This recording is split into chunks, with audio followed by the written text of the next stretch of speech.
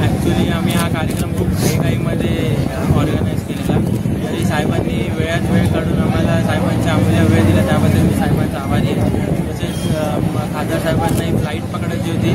साहेबांनी माझा कार्यक्रम अटेंड करण्यासाठी फ्लाईट म्हणजे नेक्स्ट फ्लाईटमध्ये ते गेले. त्यांची ऑलरेडी तिकीट बुक होती, पण ती फ्लाईट न घेता माझ्या कार्यक्रमाला वेळ द्यायचे म्हणून साहेब ती फ्लाईट सोडून साहेब नेक्स्ट फ्लाईटमध्ये गेले.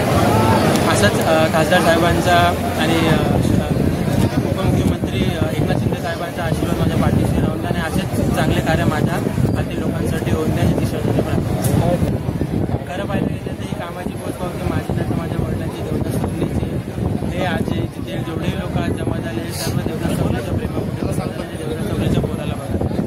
वाडी ऐरोली आणि चौगले देवदास चौगले समीकरण गेल्या भरपूर वर्षापासून चालू आहे, काय नवीन औचित्य साधून आज साहिल चौगुले यांनी जो कार्यक्रमाचं ऐरोलीमध्ये आयोजन केलं होतं, खऱ्या अर्थाने लाडक्या बहिणींचा सन्मान मला असं वाटतं की महाराष्ट्राचे माजी मुख्यमंत्री एकनाथ शिंदे साहेबांनी केला आणि त्याच्या पाठोपाठ त्यांचे कार्यकर्ते म्हणून साहिल चौगुले यांनी आज मोठ्या प्रमाणात इथे लाडक्या बहिणींचा सन्मान सोहळा आयोजित केलेला आहे. खूप सुंदर अशा कार्यक्रमाचं आयोजन आहे. शिस्तबद्ध पद्धतीने लोक इथे बसलेले आहेत आणि बराच वेळ होऊन देखील महिला मला असं वाटतं साहिलच्या प्रेमापोटी इथे थांबलेल्या आहेत. भरघोस अशी बक्षिसांची लूट इथे होते आणि खरंच महिलांना एक विरंगुळा आणि त्यांचा एक दिवस म्हणून हा सेलिब्रेट करण्यासाठी मला असं वाटतं साहिलने पुढाकार घेतलेला आहे आणि त्याचे सामाजिक आणि बाकीची जी कामं आहेत ती बघता मला असं वाटतं की भविष्यात त्याची पुढची वाटचाल चालू आहे आणि खऱ्या अर्थाने मला असं वाटतं की त्याला माझ्याकडून शुभेच्छा आहेत की त्याने असंच काम अविरतपणे करावं आणि ह्या समाजातील महिलांना जे काही लागतं